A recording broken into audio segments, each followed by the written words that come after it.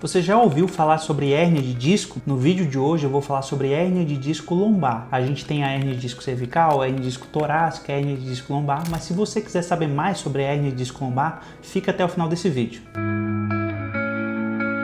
Eu sou o Dr. Afonso Aragão, eu sou neurocirurgião e cirurgião de coluna. Se você quiser saber sobre as doenças neurocirúrgicas e neurológicas, já se inscreve aqui no canal. A hérnia de disco é uma doença que pode acometer qualquer disco intervertebral da nossa coluna. Tá, doutor, e o que é um disco intervertebral? O disco intervertebral nada mais é do que um amortecedor que a gente tem na coluna. Entre cada vértebra da nossa coluna a gente tem uma esponjinha, uma cartilagem, que é o disco intervertebral. Ele é como se fosse aquele chiclete, o Babalu. Lembra dele? A principal função do disco intervertebral é fazer essa articulação, essa absorção de impacto de uma vértebra em relação à outra. As duas principais partes do disco intervertebral são o quê? São o ânulo fibroso e o núcleo pulposo do disco intervertebral. Tá? São nomes estranhos, mas o que quer dizer cada um deles? Lembra do Babalu que eu comentei? Então, o ânulo fibroso é como se fosse a casca do Babalu e o núcleo pulposo é como se fosse a geleia do Babalu.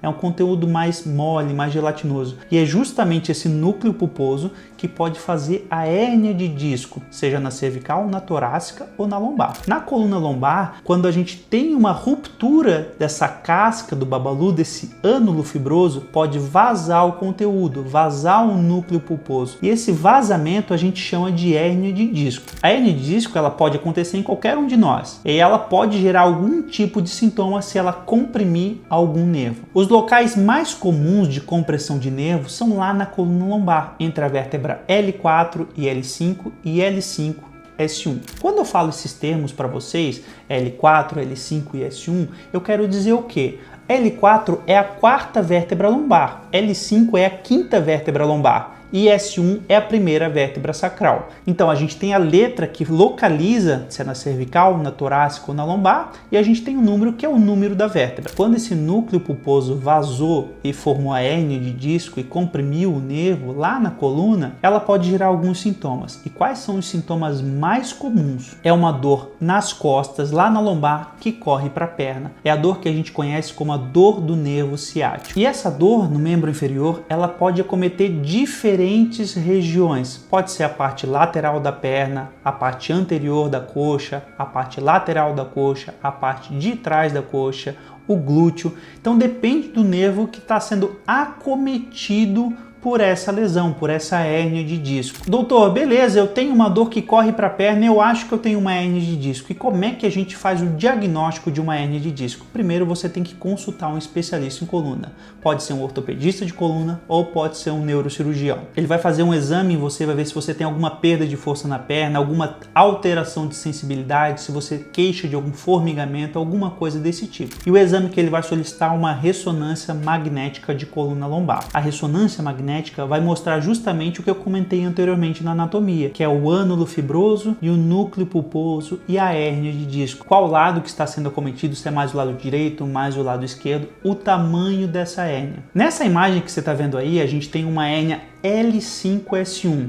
ou seja, entre a vértebra L5, a quinta vértebra lombar, e a primeira vértebra sacral, S1. Essa hérnia é muito volumosa. A gente pode notar a diferença que a gente tem entre o disco L5-S1, que está essa bola aqui, que a gente pode ver circulada, e o disco L4-L5. A gente vê que o disco L4-L5 não tem esse abaulamento, não tem essa bola, essa hérnia de disco. Já no disco L5-S1, a gente tem essa grande bola, essa grande compressão que está comprimindo o nervo que vai lá para a perna. Beleza, doutor, entendi tudo de hérnia de disco, mas eu preciso fazer cirurgia se eu não tenho sintoma, por exemplo? Não. Mesmo se você tem sintomas, a gente pode tentar o tratamento conservador. Eu sempre falo para os pacientes que a cirurgia ela tem que ser a última opção. A gente só indica a cirurgia de cara na primeira consulta quando realmente é muito necessário. A maioria das hérnias de disco ela pode ser reabsorvida pelo próprio corpo. Mais de 80% das hérnias de disco são reabsorvidas, são absorvidas pelo próprio corpo. O tratamento para esse tipo de condição é o quê? Fisioterapia, pilates e medicação. A gente sempre tenta um tratamento conservador sem cirurgia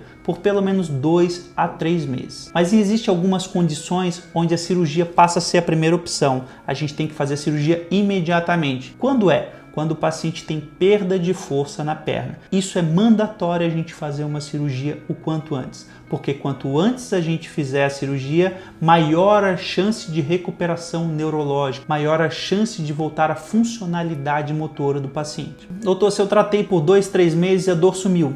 Show de bola, vida que segue, você vai continuar fazendo academia, fortalecimento muscular e vai continuar a sua vida para evitar que você tenha novas crises. Então, a maioria dos casos não vai precisar de cirurgia. A cirurgia dá muito medo, né? Mas hoje em dia a gente tem várias técnicas minimamente invasivas que fazem com que o paciente volte à sua rotina normalmente em poucas semanas. Alguns pacientes, por exemplo, a gente opera às 7 horas da manhã e 6 horas da tarde está em casa. Lembrando então que a maioria das hérnias de disco elas não vão precisar de cirurgia. São poucos casos que precisam de cirurgia e hoje em dia a cirurgia é muito tranquila, muito menos invasiva do que era 30 anos atrás. Se você gostou desse conteúdo e quer saber mais sobre doenças neurológicas e doenças neurocirúrgicas, já se inscreve aqui no canal e deixa seu like.